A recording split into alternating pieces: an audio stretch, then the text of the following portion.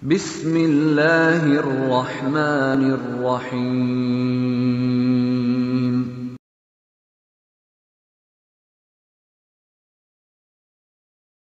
Bismillahirrahmanirrahim. Assalamualaikum warahmatullahi wabarakatuh. Alhamdulillahi rabbil alamin. Wassalatu wassalamu ala rasulillah wa ala alihi wa sahbihi wa man wala amma ba'd. Baik, di pagi yang cerah ini insyaallah kita kedatangan salah seorang ustadz da'i dari salah satu organisasi yang dulu alhamdulillah beliau bisa menyempatkan waktu untuk berkunjung ke Mojokerto dalam rangka silaturahmi kepada kita semua. Ya, ahlan wa sahlan Ustaz. Kaif hal Ustaz? Alhamdulillah. Masyaallah. Rasanya kurang afdol kalau kita itu tidak saling berkenalan dulu Ustaz ya kepada jamaah sekalian. Karena ada pepatah mengatakan tak kenal maka tak sayang. Maka Ustaz saya persilahkan untuk memperkenalkan dirinya dulu Ustaz. Silakan Ustaz. Bismillahirrahmanirrahim. Assalamualaikum warahmatullahi wabarakatuh. Waalaikumsalam. Nama saya Muhammad Imam Nasai.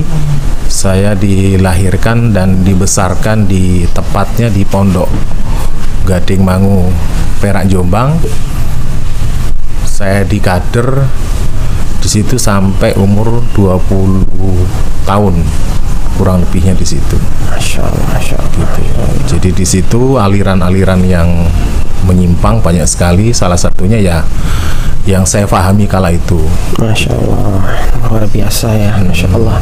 Dan memang di aliran ini kita tidak pernah namanya dikenalkan madhab Syafi'i, Hanafiyah, Hambali, Maliki, tidak pernah. Dan tidak pernah tahu gitu. Itu yang buat saya tuh kok alirannya seperti ini. Alasannya itu pelajaran sekolah. Jadi lebih condong ditutup gitu ya. Ditutup. Jadi ditutup dari dunia luar. Ya. Jadi hanya mengetahui pengetahuan apa yang ada pada ustadznya gitu ya. Tapi sebelum kita masuk pada pembahasan, ada hal yang menarik saya rasa. Karena melihat antum ini luar biasa ya, perjalanan sendiri naik motor, ini fight, ini perjalanan yang tidak sebentar, justru panjang dengan ada misi-misi tertentu di situ. Bayangkan antum berjalan dari Bogor menuju ke tempat ini dengan mengendarai motor. Itu mungkin bisa dijelaskan atau diceritakan Sat. Ini bagaimana, dalam rangka apa perjalanan antum ini Sat? Ya, pertama saya karena banyak permintaan dari teman-teman hijrah ini untuk anak-anaknya dipondokkan yang pondoknya itu teragreditasi dengan Harumain. Jadi saya melobi beberapa asatidzah yang ada di Pulau Jawa ini. Salah satunya alhamdulillah saya kenal dari 3 ustadz ini, saya kenal. Masya Allah. Dan welcome. Gitu ya. Jadi tujuannya memang untuk menampung teman-teman yang hijrah tadi Ustaz ya. Karena suatu saat nanti bisa jadi dai nanti untuk kedepannya gitu ya. Masya Allah, luar biasa sekali.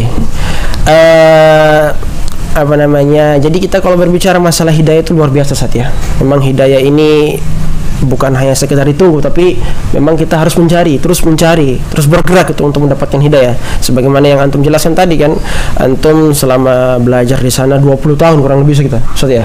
Sejak lahir ya, Masya Allah, sejak lahir sampai tahun 2010 tadi Ustaz ya. 2010 antum di organisasi tersebut, belajar di situ, didoktrin dengan segala macam pemahaman, tertutup dari dunia luar biasa. Terus kemudian ada sesuatu yang sangat ingin kita ketahui Ustaz. Sebab antum ini hijrah. Karena terkadang kan gini, ada seseorang itu hijrah mungkin melalui perantara seorang ustadz gitu kan, melihat ceramah, atau ada seseorang itu dialog dengan temannya yang mantan dari organisasi tersebut, atau mungkin dia belajar gitu. Ya, mungkin antum ada pengalaman bagaimana sampai antum itu bisa hijrah. Sementara kan antum ketahui antum didoktrin dari kecil hingga 2010 itu bukan sesuatu yang sebentar, justru lama. Itu mungkin bisa dijelaskan kepada kawan-kawan kita yang menonton ini Ustaz. Jadi awal mula saya ragu itu sejak tahun 2003 sebenarnya. Karena keraguan saya ini terus muncul karena sikap mereka, perlakuan mereka, muamalahnya mereka itu sangat kontras sekali dengan apa yang dikatakan yang rahmatan lil alamin itu sangat jauh sekali. Nah, keluarga besar saya itu ada Nahdien, ada Muhammadiyah, ada Jamaah Tabligh juga ada. Nah, mereka tuh setiap momen-momen Idul Fitri, momen-momen pulang keluarga itu selalu kumpul. Tapi keluarga inti saya pribadi itu mereka tidak mau untuk membaur atau bermuamalah silaturahim kepada saudara-saudara yang ada hubungan nasab itu. Bahkan ibu saya pribadi dan saudara inti saya itu lebih ke sesama jamaahnya sendiri kalau misalnya ada perkumpulan itu. Nah, di 2003 itu saya mengenal sosok yang ngakunya itu kawan semasa di Mekah, kawan pendiri Islam Jamaah yang ada di Mekah.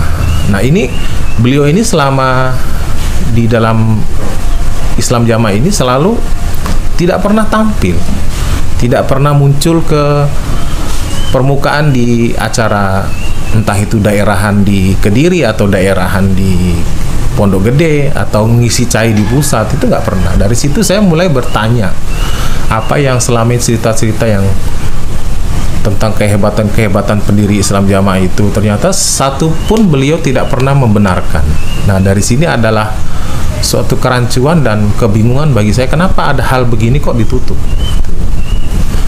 Dan fatalnya lagi, waktu saya masih SD kelas 3 ya, kalau nggak salah, itu kita sudah difahami bahwa di luar kita itu kafir, di luar kita itu ahli neraka, bahkan nyolong kuyoles yang penting gak kewenangan gitu. Jadi ibaratnya tidak pantas itu seekor singa bermahkota ke emas. Bagaimana mahkota emas itu kita ambil, singa tidak bangun, yang lagi tidur kala itu gitu.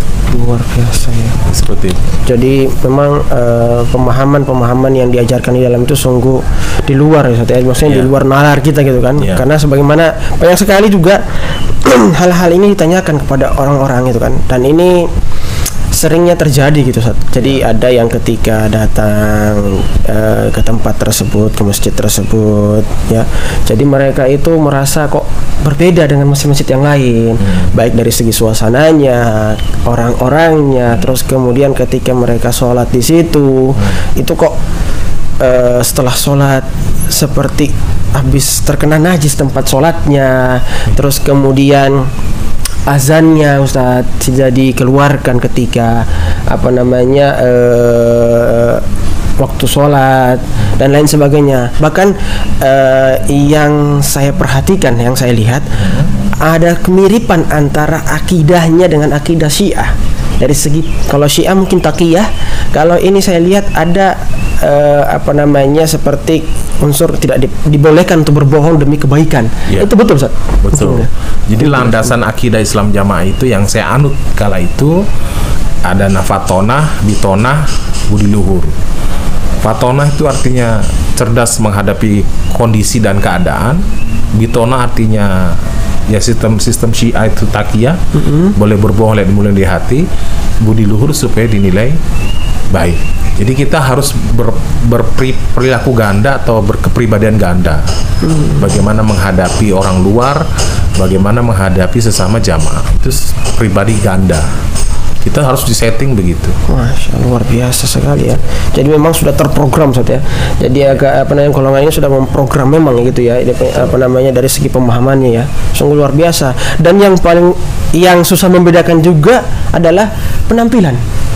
Ya. Nah, ini juga agak-agak sedikit susah untuk dibedakan Ustaz. Jadi terkadang kita melihat, wah, ini hampir sama seperti kita gitu kan.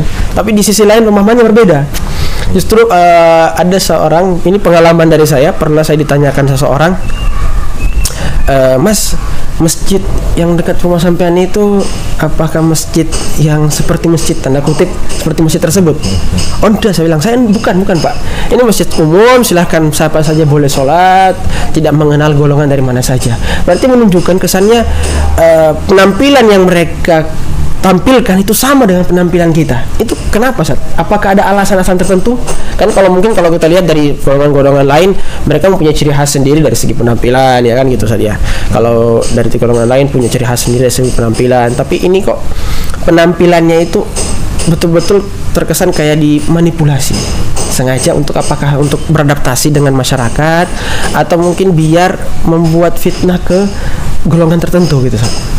Ya, saya waktu itu ya memang mereka tuh kelebihan dalam pemahaman mereka tuh celana dia tidak isbal ya, celana tidak isbal, dan mengklaim dirinya pertama kali yang mengenakan kerudung gitu, dan paling bisa menjaga najis. Tapi menjaga najisnya ini luar biasa, cara memperlakukannya itu luar biasa, Protek sekali gitu. protek sekali. Bahkan di daerah di Makassar itu saking menjaganya, dalam istilahnya mereka itu saking mutawariknya menjaga dalam najis itu, beli roti tawar. Roti tawar itu dia tidak langsung makan, roti tawar itu dikupas dulu, apa itu yang saringannya itu. Iya. Habis itu memang dibilas dulu pakai air, nanti setelah itu dijemur kering baru dimakan. Alasannya ini kan yang membuat orang kafir. Kita ini tangannya habis pegang apa itu, sampai hal seperti itu mereka sangat hati-hati. Bahkan di kereta jarak jauh dari Surabaya ke Jakarta itu bagaimana jangan sholat, karena bangkunya di kereta, kamar mandi semua najis semua. Jadi jangan sholat, dan itu saya praktekkan memang selalu nggak sholat sampai nanti di rumah sampai tujuan kita baru bayar 17 rakaat serasa sholat taraweh gitu. Bagaimana jangan sampai kencing di kereta. Jadi luar biasa begitu, jangan kencing dari seharian tuh seperti apa.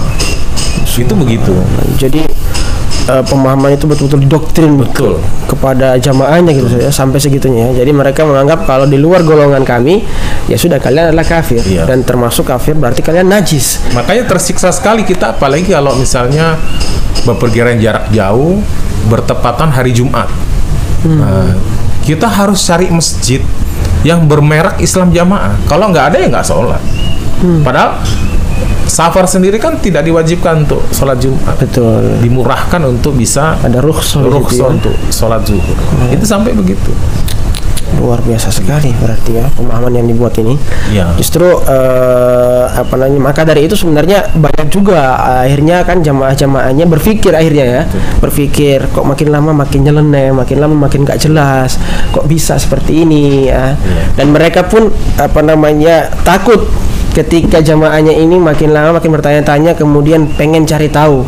Justru lebih takut lagi termasuk kepada orang-orang yang mantan. Ya kan, mantan justru ini membawa masalah bagi mereka karena akan dia jelaskan, dikupas secara detail tentang permasalahan-permasalahan yang ada pada golongan tersebut. Bahkan sempat terjadi juga antara anak dan seorang bapak, anak dan bapak, anak dan ibu, keluarga itu saling bercerai-berai. Dalam artian ketika bapaknya hijrah, bapaknya dikatakan oleh anaknya, subhanallah, bapak itu sudah kafir. Sampai segitunya pemahaman yang didoktrin itu. Jadi memang dari sini saat bisa dilihat bahwasanya memang sudah jelas sekali ya kesesatan yang yang dimiliki oleh golongan tersebut. Sekelas seorang anak kepada seorang bapak itu sampai anak itu mengatakan bapaknya kafir. Luar biasa. Nah, pertanyaannya Ustaz, apa yang diajarkan dalam golongan ini? Jadi sehingga pengikutnya itu betul-betul fanatik luar biasa. Ibarat saya kata begini, kalau dia seorang yang punya kewenangan, punya duit, punya kekuasaan, ya kan, itu bisa dia bayar. Saya keluarkan duit, kamu harus fanatik ke saya, itu bisa saja. Tapi kalau golongan ini, apa yang dia lakukan sehingga orang itu bisa fanatik, yakin bahwasanya ini kunci selamat? Mungkin bisa dijelaskan. Jadi kita itu di dalam Islam Jamaah itu memang kalau sudah beda faham dengan luar, bahkan kalau orang tua kita pun di luar itu bukan Islam Jamaah, kita diharamkan untuk berdoa Rabbighfirli wali walidayya warhamhuma kama rabbayani shaghira. Pertama. Terus kedua, umpama orang tua kita ini Islam Jamaah, anaknya bukan Islam Jamaah, umpama orang tuanya ini meninggal, seumpama 5 anaknya, yang Islam Jamaah 2, yang 3 bukan, maka yang berhak mendapat waris adalah 2 ini. 2 ya. Sedangkan 3 ini nggak dapat. Adapun untuk menyiasati supaya tidak dicurangi atau tidak dibagi waris, 2 ini bersepakat untuk meniatkan bayar sedekah saja. Begitu. Dan saya pun dari 6 bersaudara itu saya anak keempat dari 6 bersaudara yang tidak diakui anak oleh orang tua saya sendiri. Alasan kafir, sudah murtad, sudah menjadi anjingin neraka. Dan itu hebatnya di Islam Jamaah. Jadi istilahnya ada mantan anak dan mantan ibu. Kalau mantan pejabat, mantan pacar, mantan suami, mantan istri itu ada. Tapi kalau di Islam Jamaah itu luar biasa. Mereka mencerai-beraikan hubungan antara keluarga. Begitu. Dan saya betul-betul waktu saya pasca rujuk dari Islam Jamaah ini, betul-betul namanya sebatang karet saya merasakan. Saya tidak diakui, saya diusir dari rumah. Fasilitas semua saya ditarik. Bahkan sebelum itu saya dibawa ke psikiater. Jadi mantan-mantan ini, kok saya bilang, dia oleh mereka diklaim tuh gila. Gila gitu ya? Gila. Karena menganggap di luar kita ada harapan mau surga. Gitu. Bahkan saya pribadi dibawa ke psikiater. Dianggap sudah psikisnya terganggu. Alasannya begitu. Dikarenakan keluar tadi, dianggap kejiwaannya terganggu. Iya, kejiwaannya terganggu. Berarti ada masalah gitu ya? Iya. Nah, maka mereka itu kuat sekali dalam doktrin berarti, Ustaz. Dalam artian begini, Ustaz. Doktrin apa yang disampaikan atau diberikan kepada jamaahnya sehingga jamaahnya itu berkeyakinan ini sesuatu yang benar. Karena begini, sempat saya lihat atau saya baca bahwasanya ada jaminan bahwasanya ketika mereka ikut golongan ini jaminan masuk surga. Mereka tuh punya dalil begini. Man amila lillahi fil jamaah qabilallahu minhu wa in akhta'a ghafarullah. Itu jamaah itu yang mereka klaim sendiri ya, kita ini. Sebaliknya wa man amila ya batagil firqa lam yataqabbalillahu min fa in asoba lam yatabawa maq'adahu minan nar. Itu mereka pakai dalil itu. Bahkan kenapa alasan mereka mengkafirkan di luar itu adalah mereka pakai la islama illa bil jamaah wal jama'ata illa bi imaro wala imarata illa bil bai'a wala bai'ata illa bit ta'ah. Jadi pakai dalil itu. Yang jelas dalil itu yang jelas-jelas dhaif, bukan sahih, tapi buat rujukan. Dan saya masih ingat pembicaraan atau wejangan dari Amir keduanya Islam Jamaah. Beliau pernah nasihat begini di acara daerahan. Seluruh rujukan hukum di dalam jamaah ini harus memakai dari kutubus sittah. Adapun luar kutubus sittah itu sebagai perbandingan. Lah, kita kalau mengutip la islama dan la yahillu itu bukan dari kutubus sittah. Di luar kutubus sittah. Berarti harus menyalahi omongannya sendiri. Gitu. Jadi banyak kerancuan-kerancuan bahwa kita paling benar pun saya pribadi nggak pernah diajari tauhid, nggak pernah. Dan saya tidak pernah namanya diajari madhab, apalagi bahasa Arab, tidak pernah. Alasannya bahasa Arab, untuk apa belajar bahasa Arab? Nanti di akhirat kita sudah otomatis bahasa Arab secara otomatis tanpa kursus. Itu begitu. Dalihnya begitu. Jadi cara untuk memahami pembelajarannya atau cara memahami agama yang dipahami oleh mereka itu seperti apa, Ustaz? Ya, ada namanya sistem mangkul itu. Mangkul jadi dimaknai satu-satu. Man barang siapa atau yang taat Allah dimaknai, dan 1 tahun itu Quran khatam. Itulah daya tarik mereka, daya jualnya supaya laris itu dengan Quran dimaknai tanpa belajar nahwu sorof. Contoh seperti di ijazah mubalek saya ini. Di sini ditulis ada nilainya, tapi saya tidak pernah belajar. Contoh al-hadis dan mustolah. Apa itu al-hadis dan mustolah? Tapi ada nilainya. Ada nilainya gitu ya. Terus nahwu sorof, saya tidak pernah belajar nahwu sorof. Apa itu nahwu sorof? Dan ada usul fikih. Nah, di dalam Islam ya usul fikih. Usul fikih itu apa? Oh, mungkin faqihun wahidun ala asyadu min alfi abid. Oh, mungkin kefahaman kali mungkin. Tapi faktanya saya nggak tahu, tapi ada nilainya. Subhanallah. Ada nilainya. Ya inilah, di ijazah aja mereka bohong loh. Di ijazah. Jadi sampai segitunya ya. Iya. Jadi untuk mendapatkan nilai itu mereka memanipulasi. Iya. Subhanallah. Itu tidak pernah diajarkan. Nggak pernah. Bahasa Arab aja yang dasar, ilmu dasar tidak pernah diajarkan. Bahkan yang saya rancu sekali waktu ujian Eptanas dulu. Ada pertanyaan, sebutkan 4 madhab itu apa? Saya nggak ngerti apa 4 madhab. Saya tulis saja Imam Nur Hasan, saya tulis. Karena saya tidak tahu.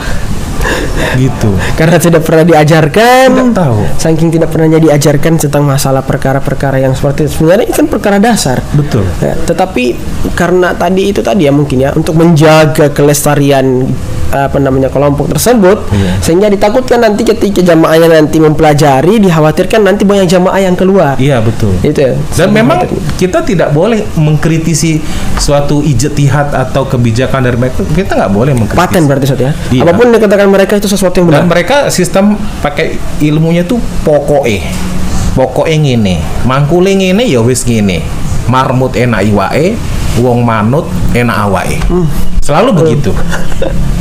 Selalu begitu. Dalil yang digunakan oleh pokoknya gitu ya. Pokoknya. Adapun kalau misalnya kayak seperti Ustadz Khalil Bustami yang sebelumnya adalah Ustadz Mauludin Ahyar diklaim murtad, udahlah, nggak perlu ngurusi orang-orang yang di atas, itu urusan mereka. Yang penting kita ngaji tertib, ada uang kita bayar persenan, nggak ada ya nanti mati kita disolati.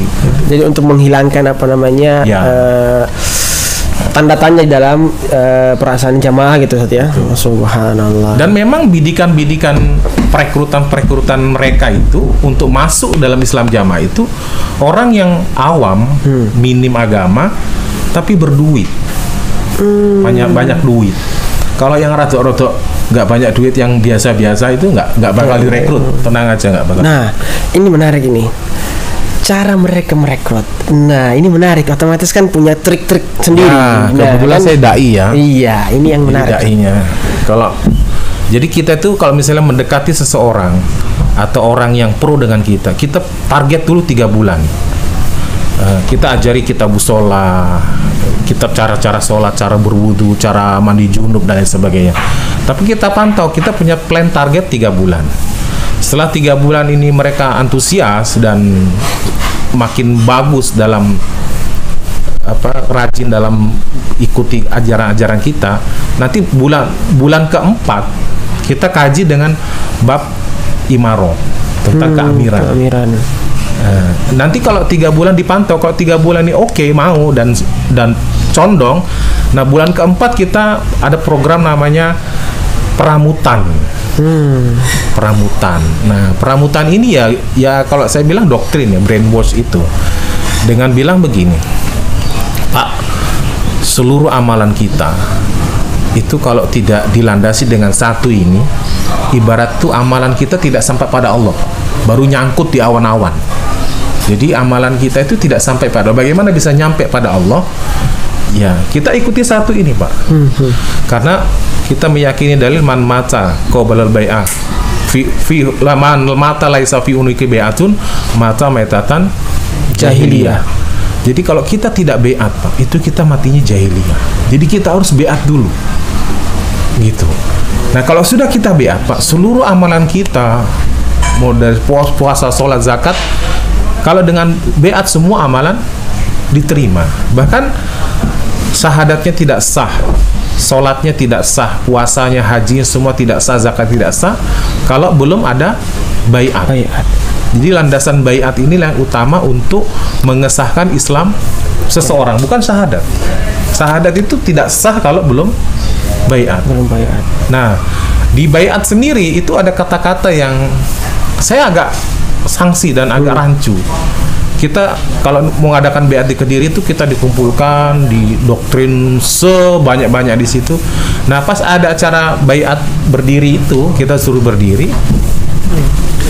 Kita suruh mengucapkan, jadi ada juru bicara untuk berbicara di dalam bai'at itu. Mengatakan begini, saya berbai'at kepada Bapak sebagai amir saya, imam saya, dan penuntun saya ke dalam sorga. Nah, kata-kata itu yang saya, kok bisa penuntun ke dalam sorga? Gitu. Jadi mereka meyakini bahwa Nur Hasan atau Madigol ini sebagai juru selamatnya mereka. Kunci surga. Iya. Ya.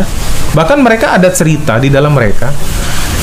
besok lur, nanti di akhirat Bapak Haji Nur Hasan kita ini akan diberi wahyu oleh Allah.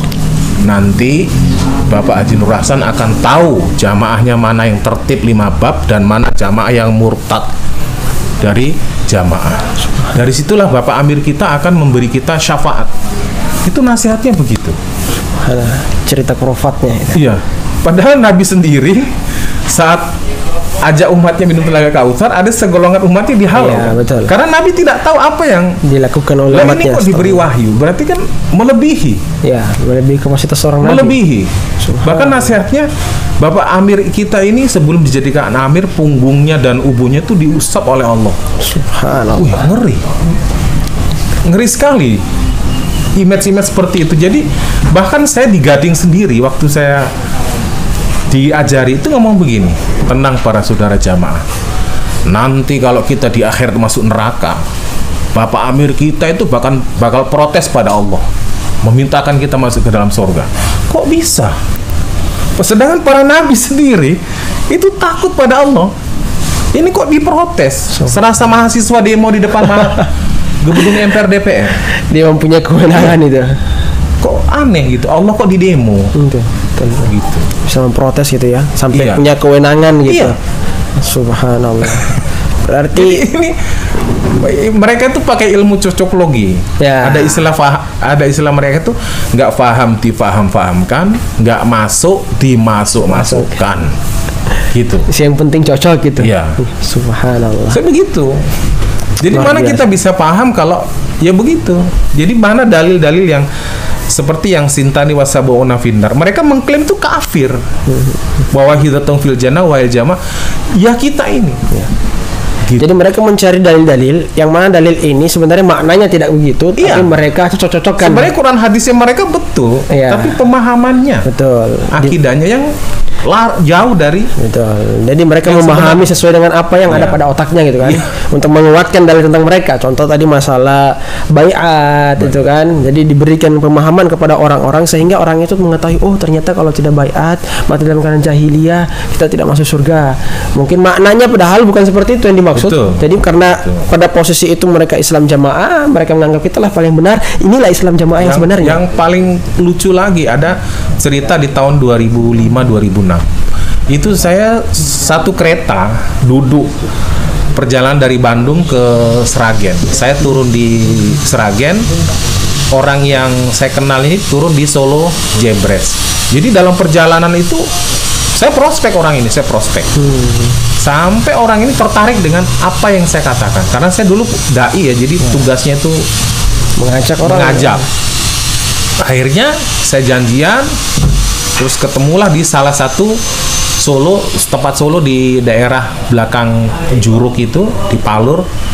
Saya lobby, akhirnya saya bilang, selama ini ngajinya di mana? Di Islam Jamaah Bang, katanya.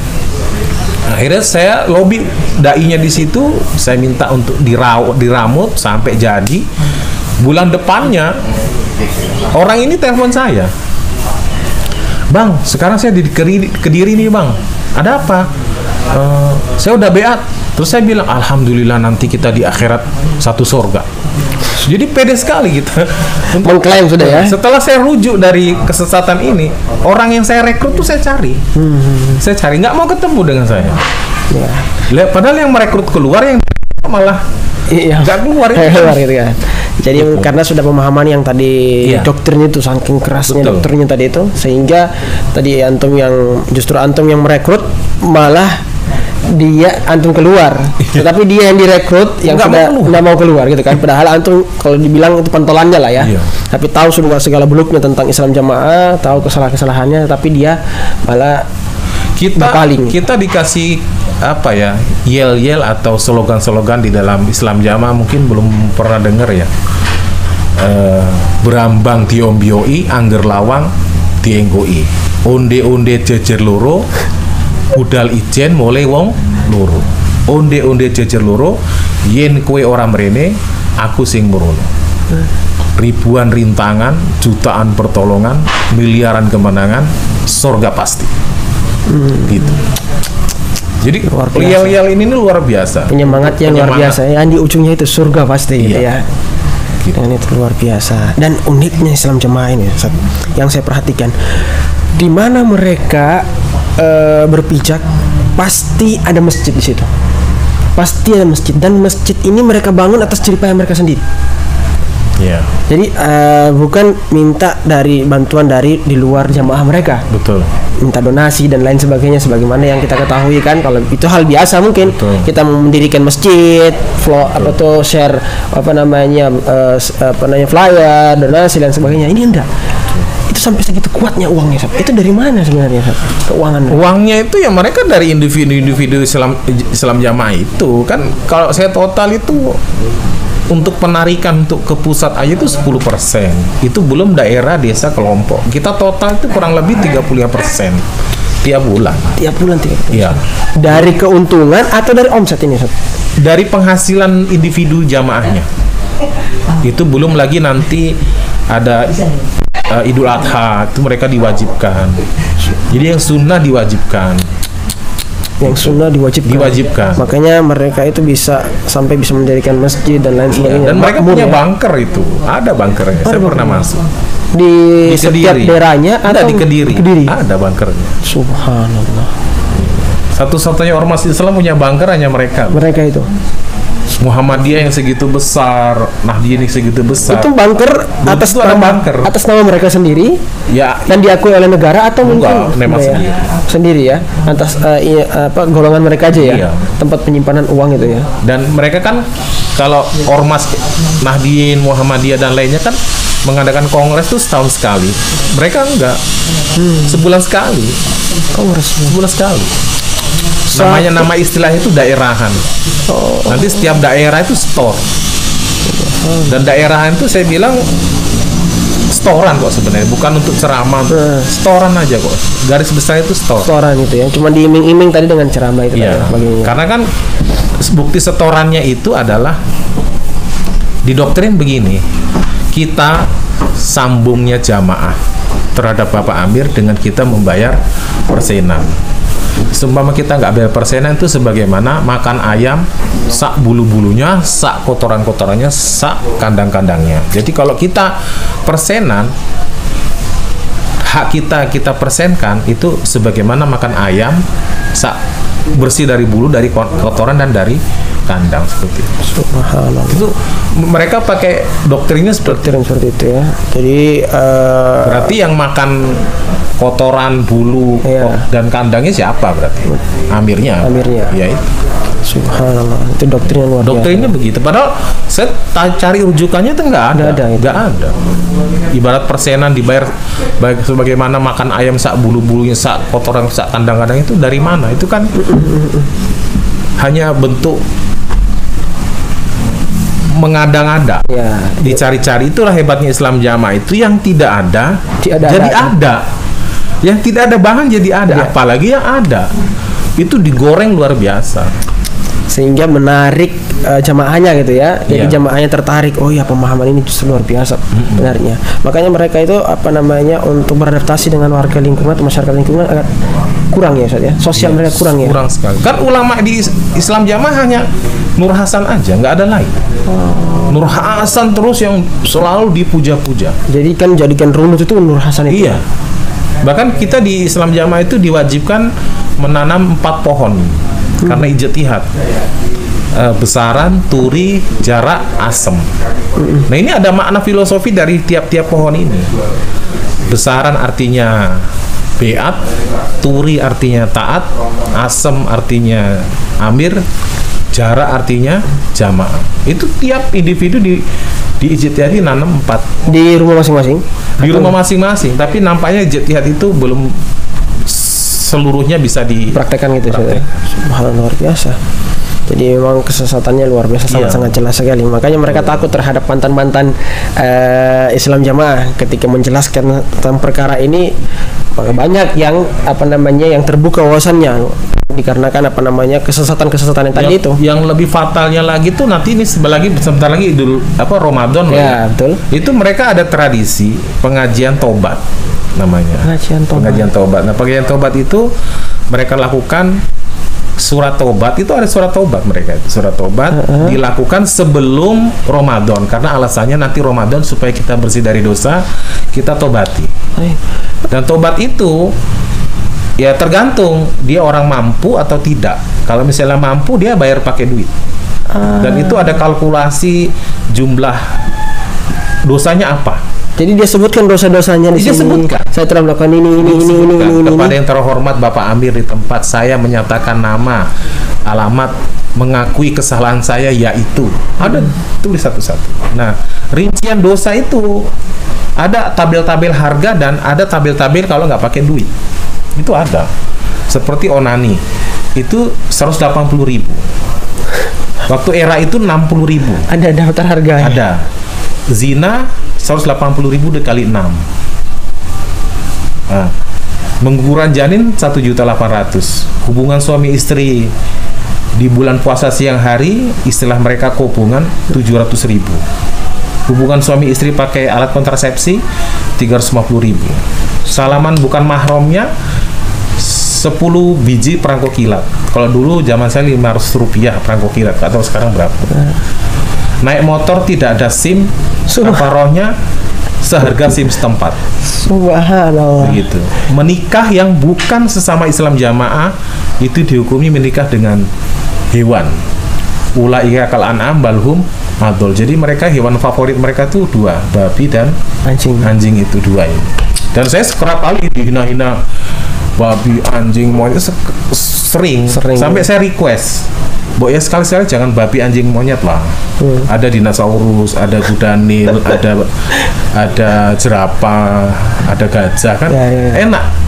Hinaannya tuh enak gitu loh. Tapi kalau anjing, babi, salahnya apa mereka ini? Seperti itu. Subhanallah. Jadi memang ketika ini saya agak-agak melihat hampir mirip dengan ajaran-ajaran di luar Islam. Ketika mereka ingin bertobat, mereka menyampaikan kepada pastor atau pendetanya, saya telah melakukan begini. Berarti ini hampir ada gabungan dari berbagai macam agama, Ustaz ya. Ada. Secara mereka mengetahui atau memang mereka tidak mengetahui sebenarnya ini sebenarnya gabungan dari berbagai macam agama. Nggak tahu. Justru kan perekrutan terhadap mereka itu yang dimasukkan itu kan orang-orang yang tidak tahu agama, tidak paham agama. Ke sana ya. Iya. Tidak tahu agama, betul-betul nol gitu ya.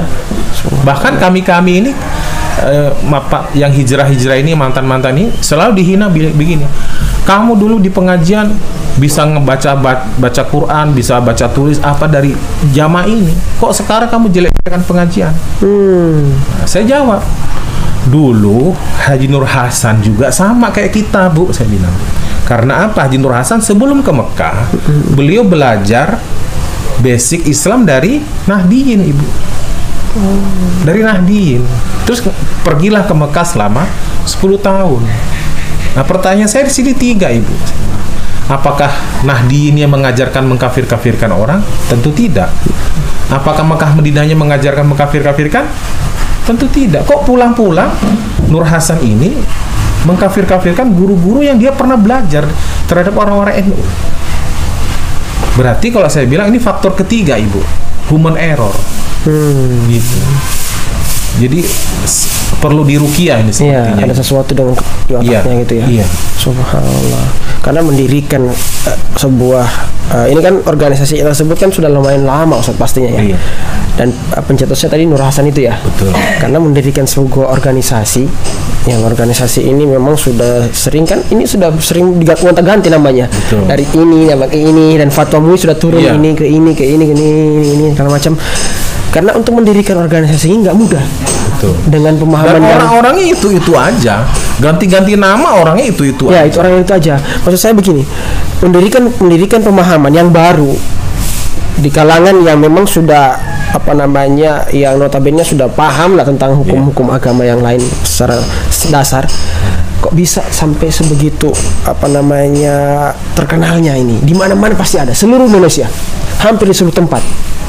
Jadi jamaah ini kalau kita lihat di sini ada, di sini ada, di sini ada, di sini ada, di sini ada. Apakah memang ada utusan-utusan tertentu? Dalam artian memang sudah didoktrin atau belajar langsung dengan Nur Hasan tadi? belajar langsung di doktrin, diberikan pemahaman-pemahaman untuk diutus kamu masuk ke sini, kamu ke sini, kamu ke sini, kamu ke sini, kamu ke sini. Ada seperti itu ya. Ada, karena setiap wilayah kan mereka tuh Islam Jamaah sistem negara dalam negara. Iya betul. Dan saya sebagai dai itu dai yang dibentuk untuk menjadi pelurunya Bapak Amir. Jadi di mana diletupkan, diterjunkan, dia harus meledak. Meledaknya itu artinya mengeluarkan duit-duit untuk persenan itu. Gitu. Jadi antum berarti sudah sempat ketemu sama Nur Hasan itu? Enggak ketemu pas kecil. Saya ketemu dengan Abu Dohir dengan. Oh, jadi antum tidak belajar langsung dari Nur Hasan tadi saja. Ibu saya yang belajar. Kenapa sih dinamakan Muhammad Imam Nasai? Itu ada riwayatnya. Jadi ibu saya waktu ada asrama di Kediri, Sunan Nasai Jilid 1, itu yang beri pemangkulan Pak Dohir. Waktu itu ibu saya lagi mengandung saya. Begitu saya lahir dinamakan Muhammad Imam Nasai. Ya. Jadi ada yang lebih ngeri lagi adik saya ini 2 tahun setelahnya. Begitu Nur Hasan wafat, karena ibu saya fans berat dengan Nur Hasan, fans Nur Hasan klub lah ya.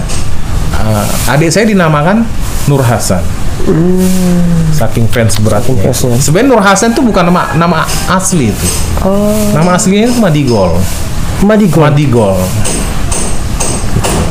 Itu supaya ngetren lah namanya siapa. Karena kalau Madigol mungkin kita katakan asing ya, atau ke barat-baratan gitu ya.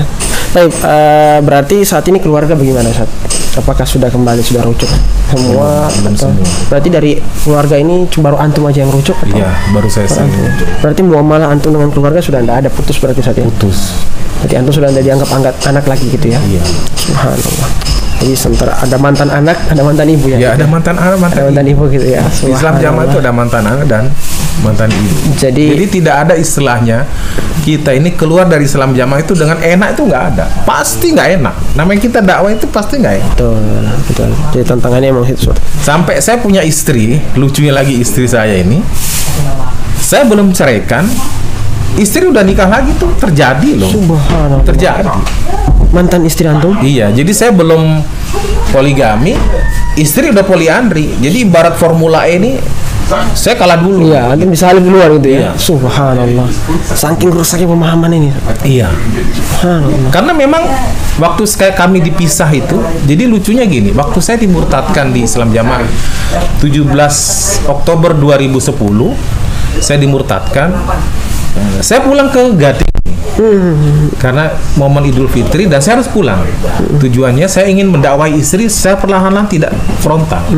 Singkat cerita, mereka tuh sudah aneh melihat perlaku saya terhadap ini aneh. Saya sholat di situ sampai ada yang meludah depan saya, sampai ada yang mengatakan ngomong Jawa, iku arek iku gak ngerti dosa ta sholat ning kene. Sampai kamu gak ngerti dosa ta sholat di sini. Jadi ada pancingan-pancingan supaya saya tuh bereaksi gitu. Ya, saya tidak hiraukan mereka-mereka yang anggap aja di netizen haters lah yang nggak suka dengan saya. Terus pas momen Idul Fitri hampir tidak ada orang yang datang ke rumah. Jadi istri sampai ngeluh, "Mas, kok nggak ada yang datang ya?" Gini, jadi saya bilang bagus, nggak ada yang datang, bagus. Jadi kue-kue yang di rumah jadi utuh, nggak cepat habis, bagus. Kan makin banyak tamu makin habis. Iya betul. Ya kita makan sendiri aja, bagus lah. Jadi saya nggak pusing untuk mereka nggak mau ketemu dengan saya, nggak masalah. Nah, anehnya lagi setelah saya meninggalkan Gading karena faktor Maisa, 2 minggu setelah itu istri disidang oleh pengurus. Berarti istri belum tahu kalau antum ini sudah tahu. Istri disidang oleh pengurus. Bahkan saya dan istri SMS, waktu itu masih zaman SMS ya. Mas, sekarang saya disidang oleh pengurus mempersoalkan Mas masih jamaah atau bukan. Saya bilang aja saya masih jamaah sesuai dengan pemahaman Nabi dan para sahabat, bilang aja begitu. Iya Mas. Saya bertanya kembali ke istri saya, loh di saat saya di Gading 5 hari waktu itu di Gading, kok mereka nggak manggil saya? Kan biang kerok atau provokator dianggapnya kan saya, harusnya kan saya yang dipanggil. Padahal saya sholat di masjid mereka. Setidaknya kalau mereka ada hajat atau perlu dengan saya, kan setidaknya mereka manggil saya. Ini nggak ada. Jadi sistem Yahudi mereka yang buat saya pakai. Saya lihat nih. Nah, dari situ istri itu sudah lain. Setelah pulang tuh istri sudah lain. Udah layaknya tamu, dikasih minuman gitu udah layak tamu. Saya pegang sudah nggak mau, saya sentuh udah nggak mau. Jadi pelayanan istri sudah berubah. Udah beda 80 derajat total. ya. Ketika setelah disidang kemudian Berubah total situ ya. Nah, istri saya tuh aslinya orang Sunda, tidak ngerti ngomong Jawa, tapi orang tahu dia tahu ngomong Jawa, tapi nggak bisa ngomong. Tiba-tiba kok dia bisa ngomong Jawa. Jadi sampai saya bela-bela itu dengan temen waktu itu, saya bawa motor dari temen minjem, sampai yang punya motor tuh kantor saya. Tujuan saya tuh kalau misalnya istri saya mau ikut, yang punya motor tuh ngalah naik bis, saya bawa istri pulang. Padahal itu kan istri saya, bukan pacar, bukan teman, bukan siapa. Itu istri saya, yang itu tanggung jawab saya. Jadi saya tidak tinggal diam gitu loh. Saya sekali aja nggak mau, alasan ada pengajian cabai rawit, pengajian anak-anak di Islam Jamaah. Terus saya ajak lagi ada ibu-ibu PKK kegiatan posyandu. Saya ajak, pokoknya alasan-alasan yang menolak secara halus. Nah akhirnya dari situ saya to the point. Istri langsung bilang, apa yang Mas yakini silakan paling benar ya semonggo, tapi apa yang saya yakini adalah paling benar. Kayak gitu. Dan ini Mas, istri saya bilang, saya waktu itu dinasihati pengurus, nanti kalau suami pulang ngomong Jawa, ojo nganti dianceli asu, ngomong begitu. Berarti kan luar biasa. Sama anjingnya kan dianggap anjing saya. Anjingnya nggak mau, sama duitnya anjing masih mau. Sampai begitu, di anjing-anjingin kita ini. Sampai akhirnya saya menunggu. Dari momen itu saya menunggu. Akhirnya istri itu waktu itu kalau nggak salah minta uang 3 juta untuk biaya cerai. Saya bilang, yang cerai siapa, yang gugat siapa, Ditulah yang bayar, bukan saya. Karena saya nggak mau ceraikan kamu. Akhirnya saya menunggu. Dari Juni 2011 sampai Oktober 2014 saya menunggu momen itu. Ternyata menunggu dari 2. Istri gugat saya atau nikah lagi, langsung nikah, atau kita rujuk 2 ini. Ternyata dari 2 ini nggak ada yang jalan. Singkat cerita, mereka tuh nikah di situ, di depan rumah ibu saya di Gading dulu, nikah resepsi. Sampai ada saksi-saksi yang memberi laporan ke saya, itu bahkan saksi-saksi ini yang tahu persis dan sebagai tamu undangan di situ. Dan yang lapor bilang, saya tuh ngebatin, Mas, kok sudah bisa nikah padahal sampean suaminya, gitu. Sebagaimana itu yang liciknya mereka di situ. Subhanallah, sebagaimana yang kita tahu bahwasanya wanita itu ada masa iddahnya. Apalagi kalau seorang suami belum mengeluarkan seumpama oke lah di putusan KUA dalam 6 bulan berturut-turut tidak ada ini, maka secara otomatis jatuhlah talak 1 kepada itu kan secara otomatis, tapi katanya secara formalitas kita harus urus kan. Di pengadilan agama. Tapi ini nggak ngurus. Akhirnya sebelum pandemi kemarin saya cek itu keabsahan istri saya nikah atau di mana di KUA, saya cek ternyata fiktif. KUA itu fiktif. Sampai saya nunggu di KUA setempat selama kurang lebih 1 jam untuk mengetahui istri saya nikah atau sah di KUA. Dicek itu nggak ada. Sampai di sana KUA-nya bilang, udah Mas, tuntut aja polisi, saya siap jadi saksi. Mereka terkenal kok suka memalsukan dokumen. Berarti itu dokumen palsu gitu ya, tidak valid berarti. Berarti tidak secara negara nikahnya ya. Itu berani loh, memalsukan dokumen negara itu berani. Gitu. Biasa ya, kesesatan. Karena saya belum ceraikan. Kalaupun ceraikan setidaknya saya ada bukti. Akte cerai enggak? Iya betul, diurus pra pengadilan gitu kan. Iya. Pasti ada alasan kenapa cerai. Saya masih menunggu, ternyata dia poliandri. Saya belum poligami, istri sudah poliandri. Poliandri keren loh. Hanya di Islam Jamaah adanya. Subhanallah, jadi Islam yang luar biasa ini ya, pemahaman yang sangat luar biasa. Subhanallah, kesesatannya luar biasa, jelas sekali. Alhamdulillah ya, ini banyak pengalaman yang kita dapatkan dari Ustadz Imam Nasai, yang mana mungkin tidak, kalau kita kupas secara detail mungkin akan banyak makan waktu luar biasa. Hanya perlu ada tempat sendiri gitu, ada tempat sendiri kajian khusus untuk membahas dari detail, dari segala pemahaman dari A sampai Z-nya. Karena kalau kita ingin membahas secara runut dalam pertemuan saat ini, mungkin kayak waktunya tidak cukup ya. Bahkan sebelum saya rujuk itu, setelah ketemu Nurul Asnawi itu, sejak sejak 2003 itu saya mengatakan gini, saya berdoa ya Allah, seumpama ajaran pahaman Islam Jamaah ini benar, tetapkan saya sampai mati ya Allah. Kalau tidak, saya dikeluarkan dengan cara apapun saya siap. Betul, begitu saya keluar dari pemahaman itu, saya diusir dari rumah, dari ibu. Nah, dari situ saya juga tidak diberi kesempatan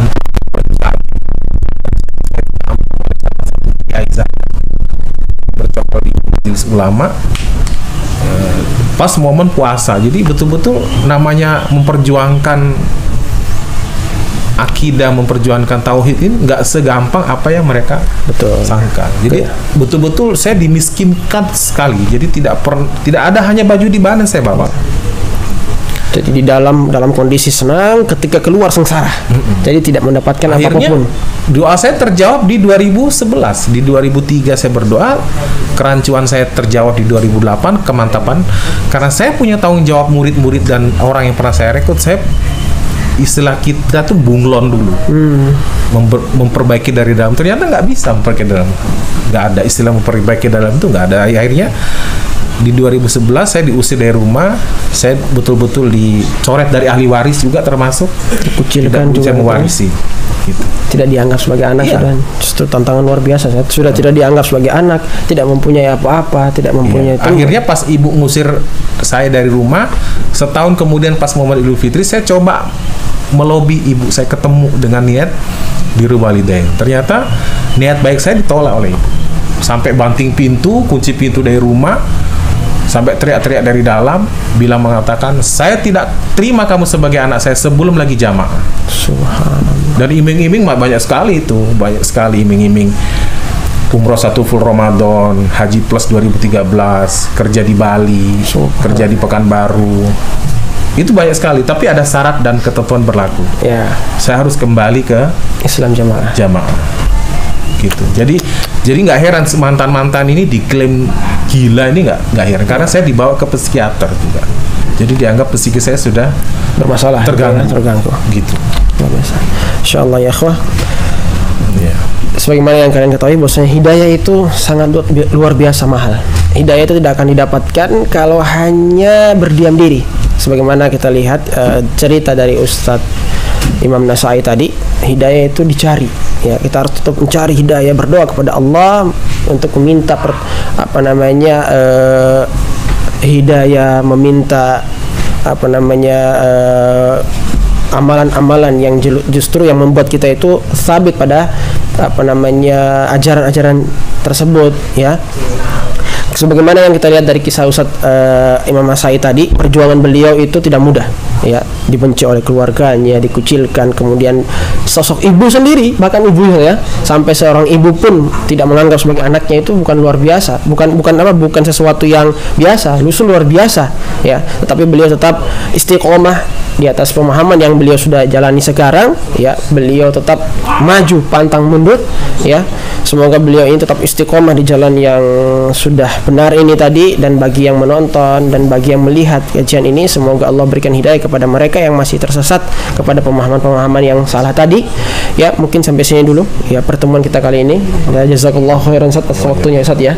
Ini sudah mencerahkan kita tentang pemahaman-pemahaman yang antum anut dulu. Semoga banyak jamaah-jamaah di sana yang bisa tercerahkan dengan apa penjelasan antum saat ini. Insyaallah sampai sini dulu. Kita tutup dengan doa kafaratul majelis. Subhanakallahumma bihamdika asyhadu an la ilaha illa anta astaghfiruka wa atubu ilaik. Assalamualaikum warahmatullahi wabarakatuh.